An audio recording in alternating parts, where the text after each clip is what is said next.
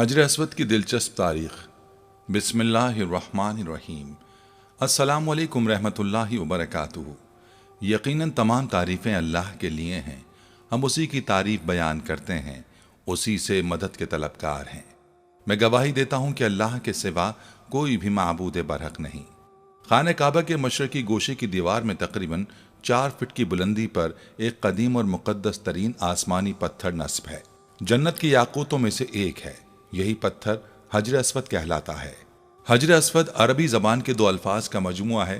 حجر عربی میں پتھر کو کہتے ہیں اور اسود سیاہ اور کالے رنگ کے لیے بولا جاتا ہے۔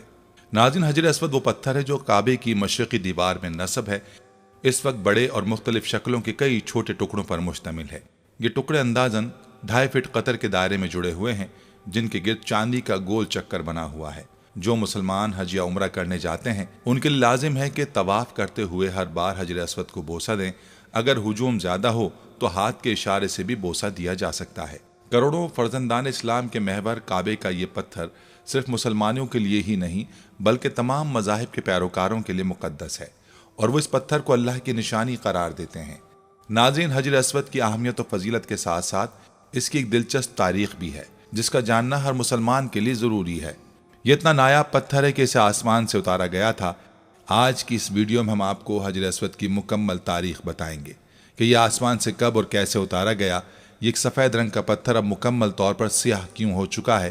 یہ 22 سال تک خانہ کعبہ سے جدا کیوں رہا؟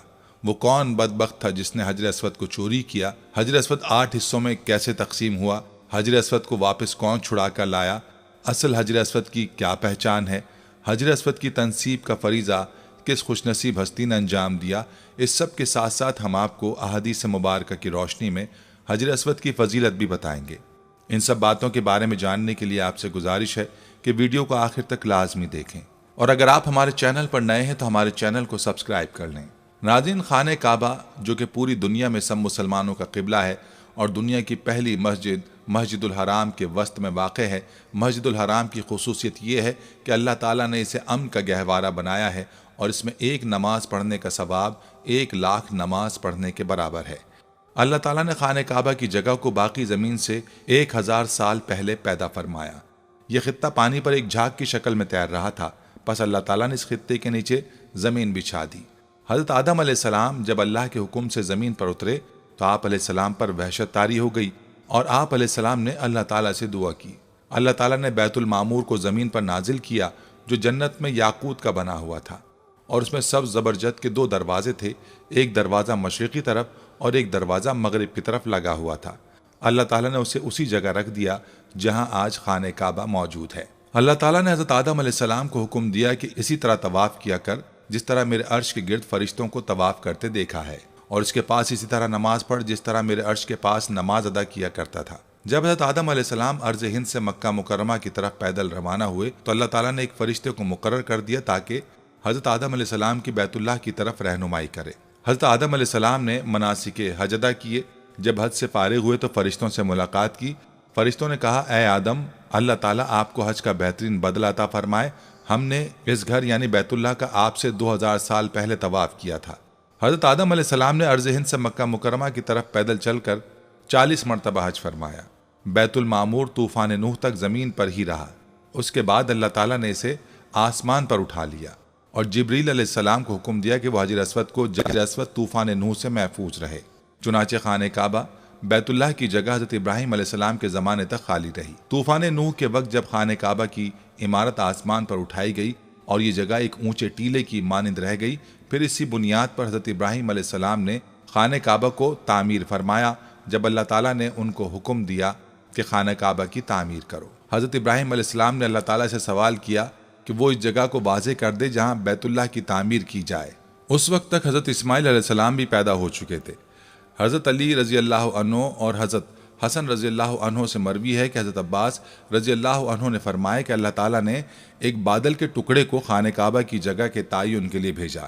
جب وہ بادل کا ٹکڑا چلا تو حضرت ابراہیم علیہ السلام اس کے سائے میں چلتے رہے، یہاں تک کہ مکہ مکرمہ آیا تو بادل کا ٹکڑا بیت اللہ کی جگہ ٹھہر گیا۔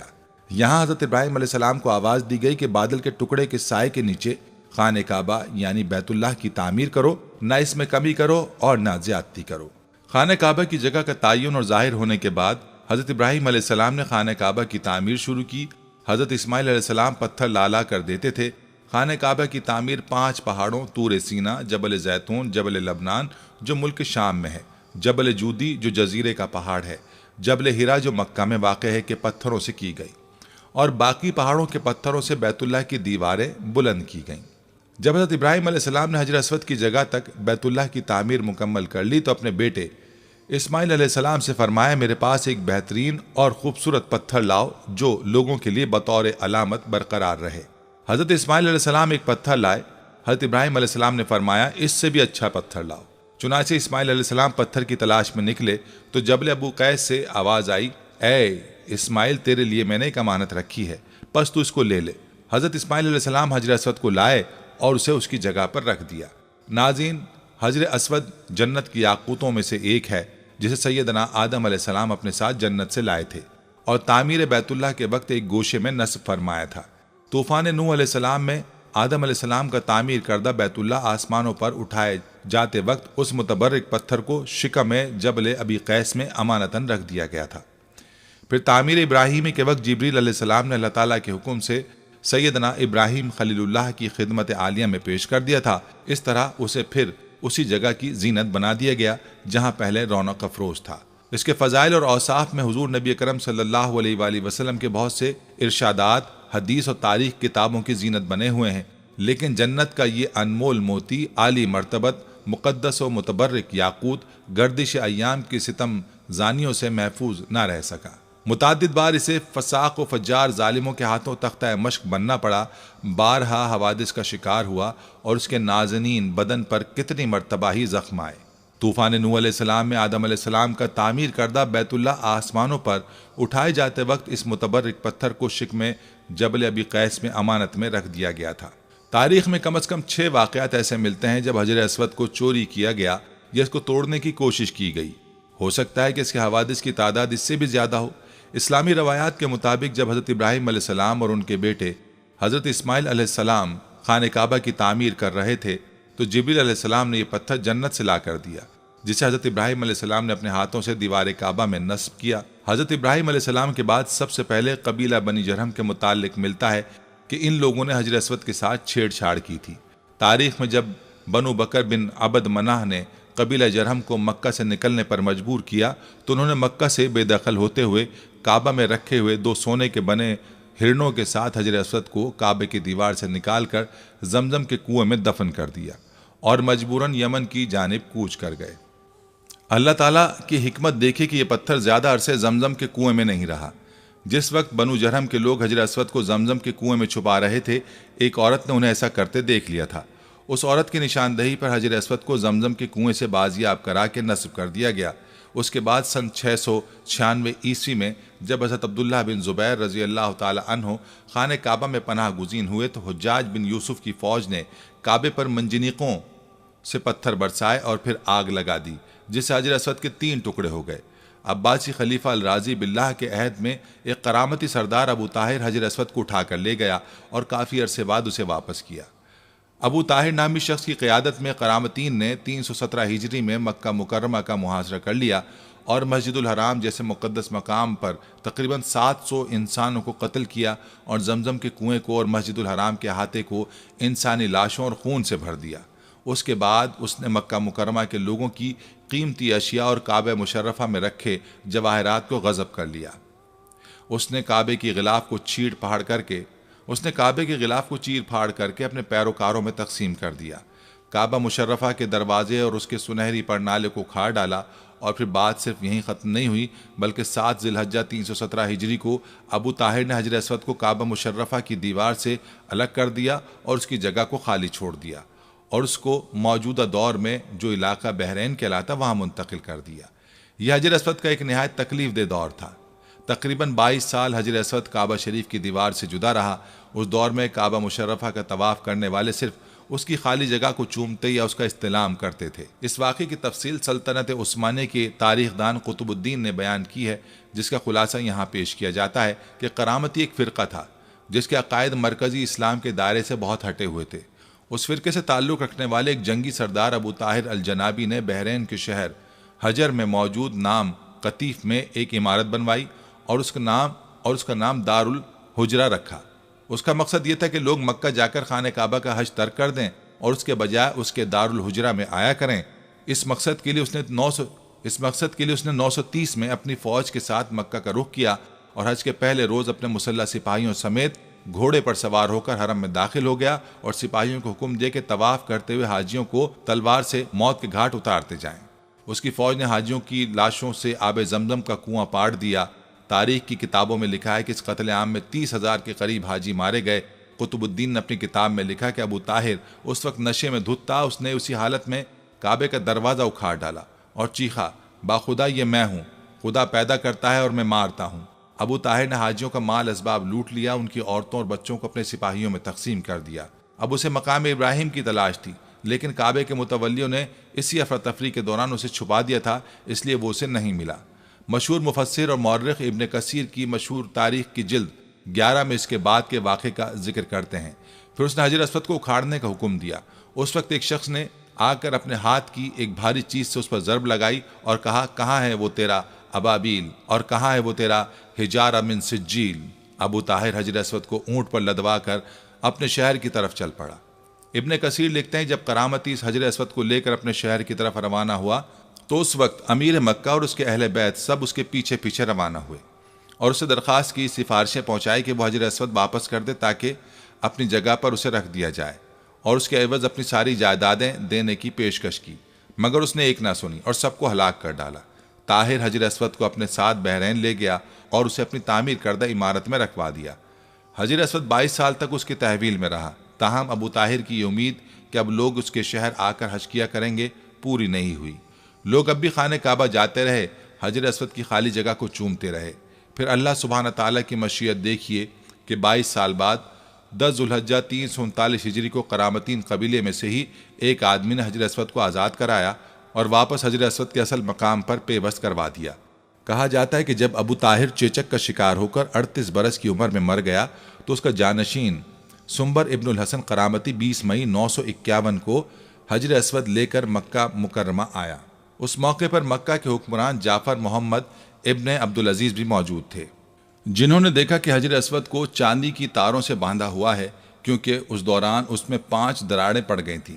حسن ابن المرزوق نامی معمار نے یہ پتھر اپنی جگہ پر نصب کیا۔ سنبر نے اس موقع پر کہا، ہم اسے خدا کی طاقت سے لے گئے تھے اور اسی کی مرضی سے واپس کر رہے ہیں۔ وہ اسے اپنے حکم سے لے گیا تھا اور اپنے حکم سے ہی واپس کر دیا۔ دوسری کتابوں میں آتا ہے کہ اس وقت کے عباسی خلیفہ المقتدر نے کرامتیوں کو حجر اسود واپس کرنے کے لیے 50,000 درہم کی پیشکش کی تھی، مگر انہوں نے اسے مسترد کر دیا۔ حجر اسود کی غیر موجودگی کے 21 برسوں کے دوران حج بڑی حد تک معطل رہا، کیونکہ کرامتی حاجیوں کے قافلے لوٹ لیا کرتے تھے۔ مشہور و معروف مورخ ابن خلدون نے بھی اپنی تاریخ میں اس کا ذکر کیا ہے۔ وہ اس کتاب کی جلد 4 میں لکھتے ہیں کہ کرامتیوں نے خانہ کعبہ کا دروازہ توڑ ڈالا، ایک شخص میزاب اتارنے کے لیے خانہ کعبہ پر چڑھا، گر کر مر گیا۔ مقتولین کچھ تو چاہے زمزم میں پھینک دیے گئے، باقی مانندگان کو مسجد حرام میں جو جہاں مارا گیا اسی مقام پر بلا غسل، نماز جنازہ اور کفن دفن کر دیا گیا۔ غلاف کعبہ کو اپنے ہمراہیوں میں تقسیم کر دیا اور اہل مکہ کے مکانات کو لوٹ لیا گیا۔ اس وقت ایک مسئلہ یہ ضرور پیش آیا، کیا واقعی اصل حجر اسود ہی ہے یا نہیں؟ تو اس وقت مسلمانوں کے ایک دانشور نے کہا کہ وہ اس کو ٹیسٹ کر کے بتا دے گا کہ یہ اصل حجر اسود ہے یا نہیں، کیونکہ اس نے اس کے بارے میں احادیث کا مطالعہ کر رکھا تھا۔ اس نے حجر اسود پر آگ لگائی تو حجر اسود کو آگ نہیں لگی اور نہ ہی وہ گرم ہوا۔ پھر اس نے اس کو پانی میں ڈبویا تو یہ پتھر ہونے کے باوجود اپنی خصلت کے برخلاف پانی میں ڈوبا نہیں، بلکہ سطح آب پر تیرتا ہی رہا۔ اس سے ظاہر ہو گیا کہ یہ اصل جنت کا پتھر ہی ہے، کیونکہ جنت کا پتھر کا آگ سے اور غرق یابی سے بھلا کیا تعلق ہو سکتا ہے۔ ناظرین، کہا جاتا ہے کہ جب یہ فیصلہ ہوا کہ حجر اسود کو واپس کیا جائے گا تو اس سلسلے میں خلیفہ وقت نے ایک بہت بڑے عالم اور محدث شیخ عبداللہ کو حجر اسود کی وصولی کے لیے ایک وفد کے ساتھ بحرین بھجوایا۔ یہ واقعہ علامہ سیوطی کی روایت سے اس طرح نقل کیا گیا ہے کہ جب شیخ عبداللہ بحرین پہنچ گئے تو بحرین کے حاکم نے ایک تقریب کا اہتمام کیا جس میں حجر اسود کو ان کے حوالے کیا گیا اور ایک پتھر خوشبودار اور خوبصورت غلاف میں سے نکالا گیا۔ یہ حجر اسود ہے، اسے لے جائیں۔ محدث عبداللہ نے فرمایا کہ نہیں، بلکہ حجر اسود کی 2 نشانیاں ہیں۔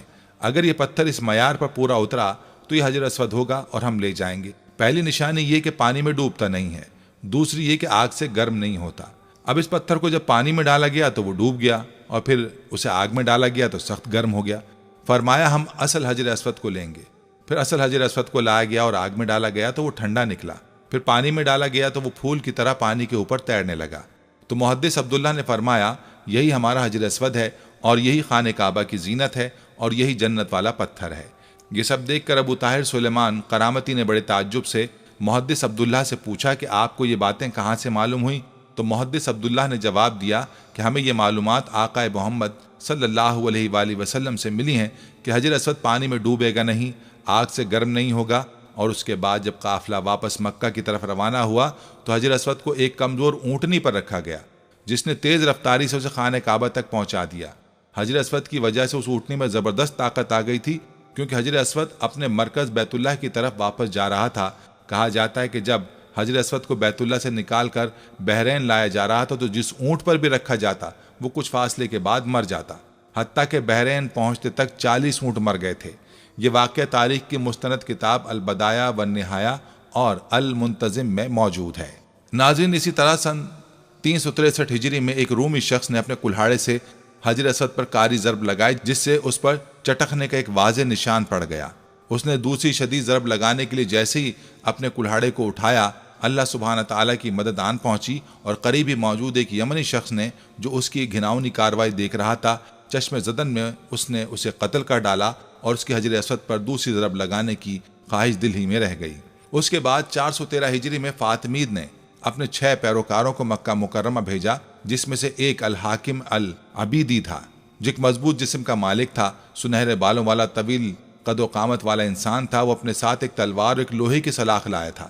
اپنے ساتھیوں کے اکسانے پر اس نے دیوانگی کے عالم میں تابڑ توڑ 3 ضربیں حجر اسود پر لگا ڈالیں، جس سے اس کی کرچیاں اڑ گئیں۔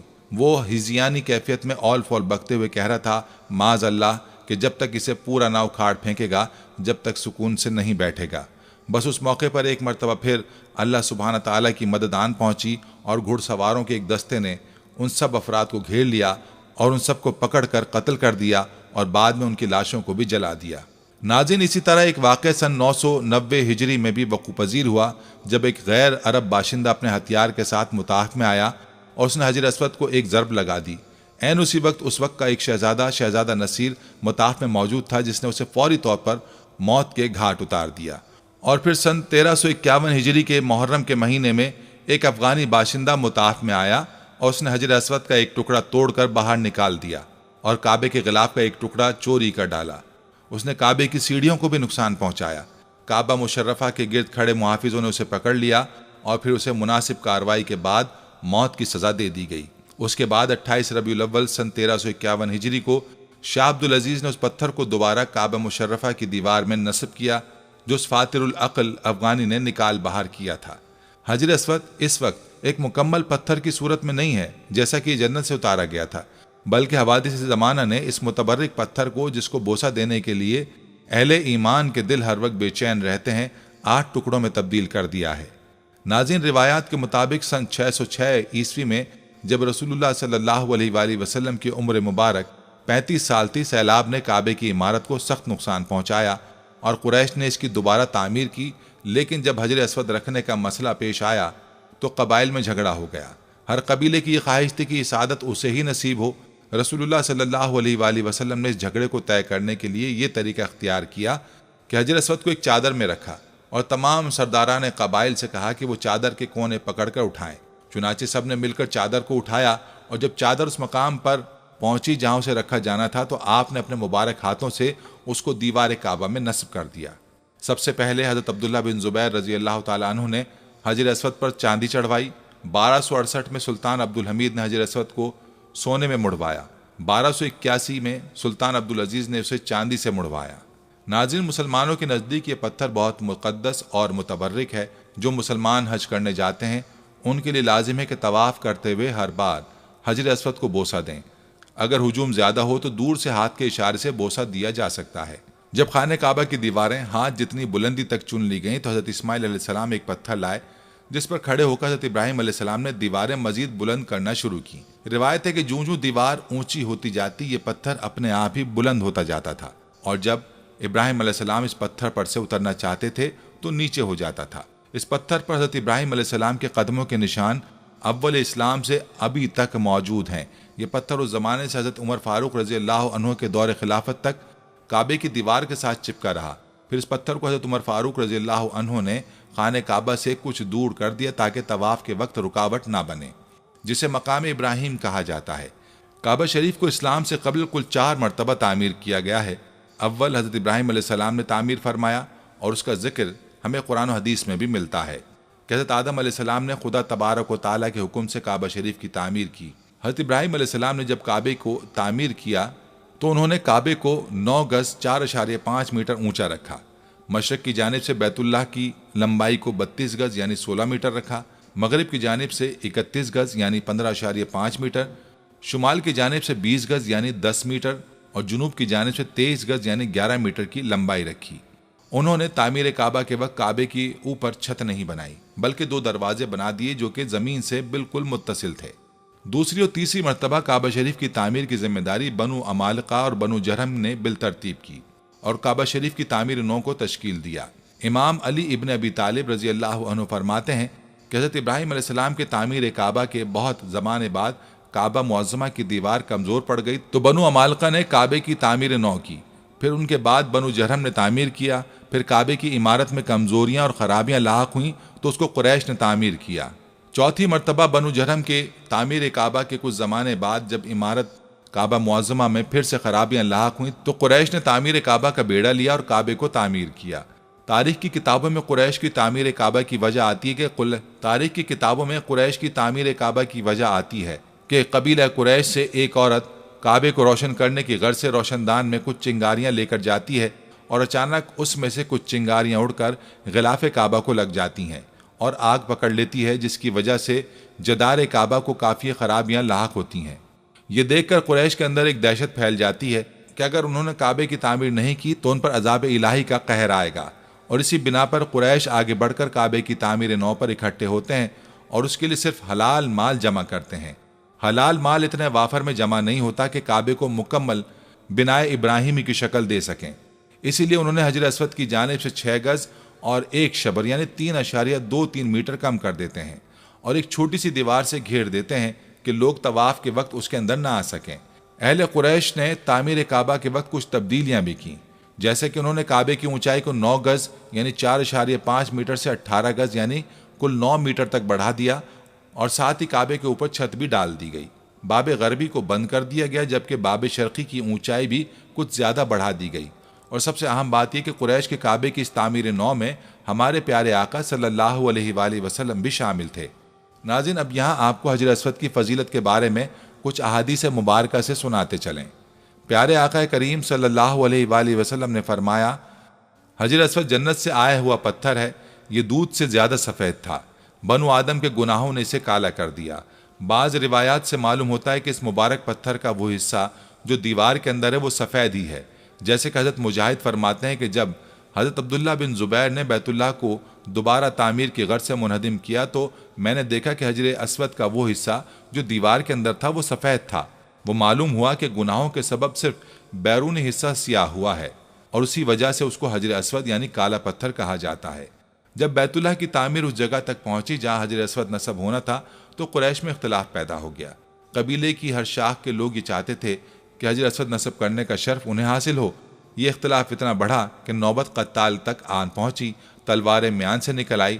اتنے میں ابو امیہ مخزومی جو قریش کے معمر شخص تھے اٹھے اور کہنے لگے، ہمارے درمیان اس نزاع کا فیصلہ وہ شخص کرے گا جو کل سب سے پہلے بنو شیبہ دروازے سے حرم میں داخل ہوگا۔ اس بات پر سب متفق ہو گئے۔ ادھر فیصلہ خداوندی ہو چکا تھا کہ اس کے ہونے والے نبی محمد صلی اللہ علیہ وآلہ وسلم اس شرف سے بہرور ہوں گے۔ چنانچہ اگلے دن سب سے پہلے داخل ہونے والی ذات عالی سرور دو عالم کی تھی۔ لوگوں نے آپ کو دیکھا تو بیک آواز میں کہا، یہ امین ہے، ہم ان کے فیصلے پر راضی ہیں۔ آپ صلی اللہ علیہ وآلہ وسلم کو صورتحال سے باخبر کیا گیا۔ آپ صلی اللہ علیہ وآلہ وسلم نے ایک چادر طلب کی اور دست مبارک سے حجر اسود کو اٹھا کر اس کے درمیان رکھ کر فرمایا، ہر قبیلے کے سردار چادر کے کونوں کو پکڑ کر اس کو وہاں تک پہنچا دے۔ تب آپ صلی اللہ علیہ وآلہ وسلم نے دست مبارک سے اس پتھر مبارک کو اٹھا کر اس کی جگہ پر نصب فرما دیا۔ آپ کے اس حکیمانہ فیصلے پر سب نے رضامندی اور خوشی کا اظہار کیا۔ کعبے کی دیوار کے جس گوشے میں یہ نصب کیا گیا اسے رکن حجر اسود کہتے ہیں۔ کعبہ شریف کی دیوار میں اس پتھر کے ٹکڑے جڑے ہوئے ہیں۔ شروع میں ایک ہی ٹکڑا تھا، مگر کرامتی اور ان کے بعد کچھ ایسے حادثے پیش آئے جن کا تفصیلی تذکرہ ہم اوپر کر چکے ہیں۔ ان کی وجہ سے اس کا ظاہری حصہ ٹوٹ گیا۔ اب اس کے چھوٹے چھوٹے 8 ٹکڑے ہیں۔ ان کا سائز مختلف ہے۔ بڑا ٹکڑا کھجور کے برابر ہے۔ ان ٹکڑوں کو ایک پتھر کے بڑے بڑے ٹکڑوں میں جوڑا گیا ہے اور پھر اس پر چاندی کا فریم لگا دیا گیا ہے۔ یہی وہ ٹکڑے ہیں جن کو بوسہ دینا مسنون ہے، نہ کہ وہ بڑا پتھر جس میں یہ جڑے گئے ہیں، اور نہ چاندی کا وہ خول جو بڑے پتھر پر چڑھایا ہوا ہے۔ حج اور عمرہ کرنے والوں کے لیے حجر اسود کی بڑی اہمیت اور فضیلت ہے۔ حج و عمرہ کرنے والے میقات سے احرام باندھ لیتے ہیں، پھر لبیک اللہم لبیک کہتے ہوئے کعبہ شریف پہنچتے ہیں۔ طواف شروع کرنے کے لیے حجر اسود کی طرف جانا پڑتا ہے۔ تلبیہ پڑھنا بند کر دیا جاتا ہے اور اوپر کی چادر مرد حضرات کو دائیں بغل کے نیچے سے نکال کر بائیں کاندھے پر ڈالی جاتی ہے۔ اس طرح دائیں کاندھا اور بازو ننگا رہتا ہے اور اسے استباق کہتے ہیں۔ اس صورت میں حجر اسود کے سامنے آنا پڑتا ہے۔ حجر اسود بالمقابل آ جائے اور قدرے دائیں طرف رہے، بوسہ دینا ممکن نہ ہو تو دونوں ہتھیلیوں کو حجر اسود کی طرف کرنا پڑتا ہے اور ہتھیلیوں کو پھر چوما جاتا ہے۔ اس فعل کو استعلام کہتے ہیں۔ طواف کرنے کے لیے دائیں طرف رخ کرنا پڑتا ہے۔ بیت اللہ کے گرد چکر لگانا شروع کیا جاتا ہے اور حجر اسود پر آ کر ایک چکر مکمل ہو جاتا ہے۔ حجر اسود پر ازدحام نہ کیا جائے، نہ کسی کی تکلیف کا نشانہ بنے۔ حکومت نے حجر اسود کے پاس بیت اللہ کی دیوار سے ملحق ایک ایسی جگہ بنا دی ہے جس پر ایک منتظم کھڑے ہو کر بوسہ لینے والوں میں نظم و نسق برقرار رکھنے کی کوشش کرتا ہے۔ ناظرین، عورتوں کو مردوں کی بھیڑ میں گھس کر بوسہ لینے کی کوشش نہیں کرنی چاہیے۔ جبکہ حجر اسود کی طرف اشارہ کر کے ہاتھ کا استعلام کیا جائے تو اس وقت آواز بلند نہ کی جائے۔ حجر اسود والے کونے اور خانہ کعبہ کے دروازے کے درمیان جگہ کو ملتزم کہتے ہیں۔ یہ قبولیت دعا کی جگہ ہے۔ اس مقام پر سنت یہ ہے کہ بیت اللہ کی دیوار سے چمٹ کر دعائیں کی جائیں۔ اس جگہ پر انسان اللہ تعالیٰ سے جس چیز کا سوال کرتا ہے اور جس چیز سے پناہ مانگتا ہے، اللہ تعالیٰ اس کو عطا فرما دیتے ہیں۔ ناظرین، یہاں حجر اسود کے متعلق احادیث مبارکہ بھی آپ کو سناتے چلیں کہ عبداللہ بن عمر رضی اللہ عنہ بیان کرتے ہیں کہ میں نے نبی کریم صلی اللہ علیہ وآلہ وسلم کو یہ فرماتے سنا، بلا شبہ حجر اسود اور مقام ابراہیم جنت کے یاقوتوں میں سے یاقوت ہیں۔ اللہ تعالیٰ نے ان کے نور اور روشنی کو ختم کر دیا ہے۔ اگر اللہ تعالیٰ اس روشنی کو ختم نہ کرتا تو مشرق و مغرب کا درمیانی حصہ روشن ہو جاتا۔ سنن ترمذی حدیث نمبر 804۔ حجر اسود اللہ تعالیٰ نے زمین پر جنت سے اتارا ہے۔ ابن عباس رضی اللہ عنہ بیان کرتے ہیں کہ نبی صلی اللہ علیہ وآلہ وسلم نے فرمایا، حجر اسود جنت سے نازل ہوا ہے۔ سنن ترمذی حدیث نمبر 877۔ سنن نسائی حدیث نمبر 2935 میں امام ترمذی رحمہ اللہ تعالیٰ نے اس حدیث کو صحیح قرار دیا ہے۔ امام ترمذی رحمۃ اللہ علیہ نے اس حدیث کو صحیح قرار دیا ہے۔ حجر اسود دودھ سے بھی زیادہ سفید تھا جسے اولاد آدم کے گناہوں نے سیاہ کر دیا ہے۔ ابن عباس رضی اللہ تعالیٰ عنہما بیان کرتے ہیں کہ رسول اکرم صلی اللہ علیہ وآلہ وسلم نے فرمایا، حجر اسود جنت سے آیا تو دودھ سے بھی زیادہ سفید تھا اور اسے بنو آدم کے گناہوں نے سیاہ کر دیا ہے۔ حجر اسود روز قیامت ہر اس شخص کی گواہی دے گا جس نے اس کا حق کے ساتھ استلام کیا۔ ابن عباس رضی اللہ عنہما بیان کرتے ہیں کہ نبی صلی اللہ علیہ وآلہ وسلم نے حجر اسود کے بارے میں فرمایا، اللہ کی قسم، اللہ تعالیٰ اسے قیامت کو لائے گا تو اس کی 2 آنکھیں ہوں گی جن سے یہ دیکھے، اور زباں ہوگی جس سے بولے، اور ہر اس شخص کی گواہی دے گا جس نے اس کا حقیقی استلام کیا۔ سنن ترمذی حدیث نمبر 961، سنن ابن ماجہ حدیث نمبر 2944۔ امام ترمذی نے اس حدیث کو حسن کہا ہے اور حافظ ابن حجر نے فتح الباری میں اس کی تقویت بیان کی ہے۔ حجر اسود کا استلام یا بوسہ یا اس کی طرف اشارہ کرنا یہ ایسا کام ہے جو طواف کے ابتدا میں ہی کیا جاتا ہے، چاہے وہ طواف حج میں ہو یا عمرے میں یا پھر نفلی طواف کیا جا رہا ہو۔ جابر بن عبداللہ رضی اللہ تعالیٰ عنہ بیان کرتے ہیں کہ رسول اکرم صلی اللہ علیہ وآلہ وسلم جب مکہ مکرمہ تشریف لائے تو حجر اسود کا استلام کیا اور پھر اس کے دائیں جانب چل پڑے اور 3 چکروں میں رمل کیا اور باقی 4 میں آرام سے چلے۔ صحیح مسلم حدیث نمبر 1218۔ حجر اسود کا استلام یہ ہے کہ اسے ہاتھ سے چھوا جائے۔ نبی صلی اللہ علیہ وآلہ وسلم نے حجر اسود کا بوسہ لیا اور امت بھی نبی صلی اللہ علیہ وآلہ وسلم کی اتباع میں اسے چومتی ہے۔ اگر اس کا بوسہ نہ لیا جا سکے تو اپنے ہاتھ کسی چیز سے استلام کر کے اسے چوما جا سکتا ہے۔ نافع رحمۃ اللہ علیہ بیان کرتے ہیں کہ ابن عمر رضی اللہ تعالی عنہما نے حجر اسود کا استلام کیا، پھر اپنے ہاتھوں کو چوما اور فرمانے لگے، میں نے جب سے نبی صلی اللہ علیہ وآلہ وسلم کو یہ کرتے دیکھا ہے मैंने इसे नहीं छोड़ा। सही मुस्लिम हदीस नंबर 1268। अबू तुफैल रजी अल्लाह ताला अन्हु बयान करते हैं कि मैंने रसूल अकरम सल्लल्लाहु अलैहि वसल्लम को देखा कि आप बैतुल्लाह का तवाफ कर रहे थे और हजर अस्वद का छड़ी के साथ इस्तेलाम करके छड़ी को चूमते थे। सही मुस्लिम हदीस नंबर 1275। नाज़रीन, अगर इस्तेलाम से भी आजिज हो तो इशारा करे और अल्लाहु अकबर कहे। इब्न अब्बास रजी अल्लाह ताला अन्हुमा बयान करते हैं कि रसूल अकरम सल्लल्लाहु अलैहि वसल्लम ने अपने ऊँट पर तवाफ किया तो जब भी हजर अस्वद के पास आते तो इशारा करते और अल्लाहु अकबर कहते। सही बुखारी हदीस नंबर 4987। नाज़रीन, हजर अस्वद को छूना गुनाहों का कफ़ारा है। इसके बारे में इब्न उमर रजी अल्लाह ताला अन्हुमा बयान करते हैं कि नबी सल्लल्लाहु अलैहि वसल्लम ने फरमाया, इनका छूना गुनाहों का कफ़ारा है। सुनन तिर्मिज़ी हदीस नंबर 959। इमाम तिर्मिज़ी ने इसे हुसन और इमाम हाकिम ने सही करार दिया और इमाम ज़हाबी ने इसकी मवाफ़क़त की है। नाज़रीन, हजर अस्वद की फ़जीलत के लिए ये बात काफ़ी है कि नबी करीम सल्लल्लाहु अलैहि वसल्लम का दस्ते मुबारक और होंठ मुबारक इस पर लगे हैं। सहीहीन में मज़कूर है कि उमर बिन ख़त्ताब रज़ी अल्लाह अन्हु ने हजर अस्वद को बोसा दिया और फरमाया, मुझे यकीन है कि तू एक पत्थर है जो नुकसान दे सकता है और ना नफ़ा। अगर मैंने रसूलुल्लाह को तुझे बोसा करते हुए ना देखा होता तो तुझे कभी बोसा ना देता।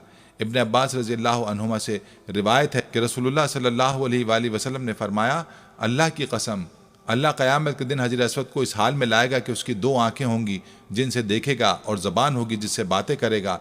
जिस शख्स ने दुनिया में उसे ईमान की हालत में बोसा दिया होगा या हाथ लगाया होगा, ये उसके हक़ में गवाही देगा। अब्दुल्ला बिन उमरो बिन आस रज़ी अल्लाह अन्हु ने अपने कानों पर हाथ रखकर 3 दफ़ा फरमाया, मैं अल्लाह की कसम खाता हूँ कि मैंने रसूलुल्लाह सल्लल्लाहु अलैहि वसल्लम को फरमाते सुना है, हजर अस्वद और मकाम इब्राहिम जन्नत के 2 चमकदार पत्थर थे, लेकिन अल्लाह ताला ने इनका नूर ख़त्म कर दिया। अगर अल्लाह ताला इनका नूर ख़त्म ना फरमाता तो ये ज़मीन व आसमान के दरमियान या मशरिक़ व मग़रिब के दरमियान पूरी दुनिया को रोशन कर देते। सैयदना इब्राहिम अलैहिस्सलाम ने काबा बना लिया मगर एक पत्थर की जगह बाकी थी। इस्माइल अलैहिस्सलाम कोई पत्थर तलाश करने लगे तो इब्राहिम ने फरमाया, जैसा पत्थर मैं तुझे बताता हूँ इस किस्म का पत्थर लाना। इस्माइल अलैहिस्सलाम पत्थर तलाश करने चले गए। जब लेकर आए तो देखा कि इब्राहिम ने उस जगह एक पत्थर नस्ब कर दिया है। पूछा, अब्बा जान, ये पत्थर कौन लाया है? फरमाया, ये पत्थर वो लाया जो तेरी तामीर का मोहताज नहीं, इसे जिब्रील आसमान से लेकर आए हैं। सैयदना अब्दुल्ला बिन उमर रज़ी अल्लाह अन्हु ने हजर अस्वद को छुआ, फिर अपने हाथ को बोसा दिया और फरमाया, जब से मैंने रसूलुल्लाह सल्लल्लाहु अलैहि वसल्लम को इसे बोसा देते हुए देखा है उस वक्त से मैंने इसे बोसा देना नहीं छोड़ा। दुआ है कि रब्बुल आलमीन हमें हजर अस्वद को बोसा देने या इस्तेलाम करने का कई बार मौका अता फरमाए। आमीन आमीन। नाज़रीन, ये थी हमारी आज की वीडियो। हम उम्मीद करते हैं कि आपको हमारी आज की ये वीडियो ज़रूर पसंद आई होगी। अगर आपको हमारी आज की ये वीडियो पसंद आई है तो आपसे गुजारिश करते हैं कि आप हमारे चैनल को ज़रूर सब्सक्राइब कर लें और साथ ही लगे बेल के बटन को भी प्रेस कर लें ताकि आपके पास हमारी आने वाली मज़ीद मालूमाती वीडियोज़ का नोटिफिकेशन बर वक्त मिलता रहे। सब्सक्राइब के साथ साथ हमारी वीडियोज़ को लाइक भी करें और अपनी कीमती राय का इजहार कमेंट्स में ज़रूर करें। कमेंट्स में आप अपने सवालात भी हम तक पहुँचा सकते हैं। अल्लाह ताला आपको अपने हिफ्ज़ व अमान में रखे। आमीन। आखिर में प्यारे दोस्तों, हर वीडियो के इख्तिताम में हमने एक दुआ का सिलसिला शुरू किया हुआ है। जो भी इस दुआ में शामिल होगा, मेरा दावा है कि अल्लाह पाक उसकी तमाम जायज़ हाजात को पूरा करेंगे। अपनी दुआ का आगाज़ दुरूद इब्राहिमी से करते हैं। आप सब दोस्त और बहनें पहले मेरे साथ मिलकर दुरूद पाक पढ़ लें और कमेंट्स में आमीन लाजमी लिखिएगा। अल्लाह पाक उस आमीन को लिखने की बरकत से आपकी और मेरी तमाम जायज़ हाजात को पूरा फरमाएंगे। दुआ का आगाज़ करते हैं। बिस्मिल्लाहिर्रहमानिर्रहीम। अल्लाहुम्मा सल्ली अला मुहम्मदिन व अला आलि मुहम्मदिन कमा सल्लैता अला इब्राहीम व अला आलि इब्राहीम इन्नका हमीदुम मजीद। अल्लाहुम्मा बारिक अला मुहम्मदिन व अला आलि मुहम्मदिन कमा बारकता अला इब्राहीम व अला आलि इब्राहीम इन्नका हमीदुम मजीद। तमाम हम्द व सना रब्बे ज़ुल जलाल के लिए हैं, जिसकी रहमत से नाउमीदी नहीं, जिसकी नेमतों से दामन खाली नहीं, जिसकी मग़फ़िरत से मायूसी नहीं और जिसकी रहमतों का फैज़ान कभी नहीं रुकता। ऐ अल्लाह पाक, ऐ अल्लाह तू पाक है, तेरा शुक्र अदा करते हैं اس اقرار کے ساتھ کہ تیرے سوا کوئی معبود نہیں، تو سب سے بڑا ہے، تیرا کوئی شریک نہیں اور نہ ہی کوئی ہمسر ہے۔ زمین و آسمان پر جتنی بھی مخلوقات ہیں تو سب کا مالک ہے اور تو ہی سب کا پالنے والا ہے۔ اے اللہ پاک، بلا شبہ تو ہم سے محبت کرتا ہے، یہی وجہ ہے کہ تو نے ہمیں ایمان کی دولت سے نوازا اور ہمیں اپنے محبوب صلی اللہ علیہ وآلہ وسلم کا امتی بنایا۔ یا اللہ، اپنے پیارے حبیب پاک صلی اللہ علیہ وآلہ وسلم کے صدقے ہماری زندگیوں کو پرسکون اور آسان بنا دے۔ یا الہی، ہم سب کے گناہ معاف فرما دے، ہم سب کو عابد اور سحر خیز بنا دے، ہم پر راز شوق آشکار کر دے، ہمیں غلامی مصطفیٰ صلی اللہ علیہ وآلہ وسلم سے سرفراز فرما دے، ہمارے دلوں کی ویران بستی کو اپنی رحمت سے آباد کر دے اور ہمیں اس راستے پر ہمیشہ قائم رکھ جو نبی پاک صلی اللہ علیہ وآلہ وسلم نے بتلایا ہے۔ یا اللہ پاک، ہم سب کو سچے دل سے توبہ کرنے کی توفیق عطا فرما دے۔ اے رب رحیم، ہم گناہوں کی دلدل میں ڈوب گئے ہیں، ہم بدکاریوں کی مستیوں میں گر پڑے ہیں، ہم مایوسیوں کے اندھیروں میں بھٹک رہے ہیں، رحمت الہی سے خود ہی روٹھ گئے ہیں۔ اے اللہ، ہم ندامت کے آنسوؤں سے ناآشنا ہیں، ہم ایک سچی توبہ کے طلبگار ہیں۔ اے اللہ پاک، اپنی رحمت سے ہمیں وہ سچی توبہ عطا فرما۔ اے پروردگار، ہمیں ہمارے والدین کو، ہمارے اہل و عیال کو، ہمارے آباء و اجداد اور ہماری آنے والی نسلوں کو اپنی عافیت عطا فرما، ہم سب کو بے حساب رزق عطا فرما، ہم سب کو حاسدوں کے حسد سے بچا۔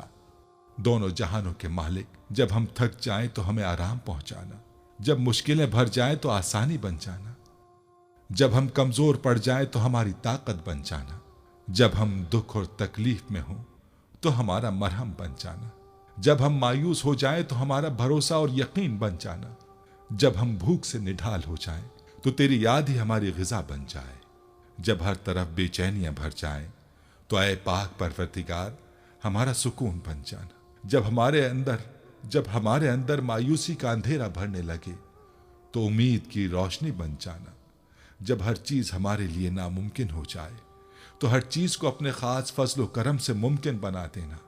اے ارض و سما کے مالک، تو غفور ہے، تو رحیم ہے، ہم سب کی توبہ قبول کرنا، ہمارے صغیرہ کبیرہ گناہوں کو دھو دے، ہمارے دلوں کو ہدایت عطا فرما، ہماری زبان کو درستگی اور نرمی عطا فرما، ہم سب کو گناہوں سے بچا اور نیک اعمال کرنے کی توفیق عطا فرما۔ اے اللہ، جس طرح تو بارش برسا کر سوکھی زمین کی پیاس بجھاتا ہے، اسی طرح اپنی رحمت سے ہمارے دلوں کو بھی سیراب کر دے۔ بے شک تو بڑا مہربان اور نہایت رحم کرنے والا ہے۔ اے پروردگار، ہم سب کو ہر اس نعمت سے سرفراز فرما جس میں ہمارے لیے خیر و برکت ہو، عزت و وقار ہو، راحت و سکون ہو، صحت اور تندرستی ہو، ترقی ہو، خوشحالی ہو اور دنیا اور آخرت کی بھلائی ہو۔ اے ہمارے اللہ، ہماری زندگیوں کو محبت کا عنوان بنا دے کہ ہم سب سے زیادہ تجھ سے محبت کریں، تجھ کو فوقیت دیں، تیری عبادت کریں، تیرا حکم مانیں، تیرے بتائے ہوئے رستے پر چلتے رہیں یہاں تک کہ ہماری زندگی تمام ہو جائے اور تو ہمیں اپنے نور سے ڈھانپ لے، وہ نور جو ہمارے سینے کو منور کر دے، وہ نور جو قبر کو روشن کر دے، وہ نور جو پل صراط پر روشنی بن جائے۔ اے ہمارے رب، ہم کو بھی ان خوش نصیبوں میں شامل فرما جن کی توبہ تو قبول کرتا ہے، جن کے گناہوں کو تو اپنے فضل و کرم اور رحمت سے نیکیوں میں تبدیل کرتا ہے۔ یا اللہ، ہمارے پاس کوئی عمل نہیں ہے، ہمیں صرف تیری رحمت کا آسرا ہے۔ اے پروردگار، ہمیں اپنی رحمت میں ڈھانپ لے۔ اے بلندیوں کے بادشاہ، اے رب کائنات، ہمارے دل اور ہمارے قدم اپنی رضا کی طرف پھیر دے۔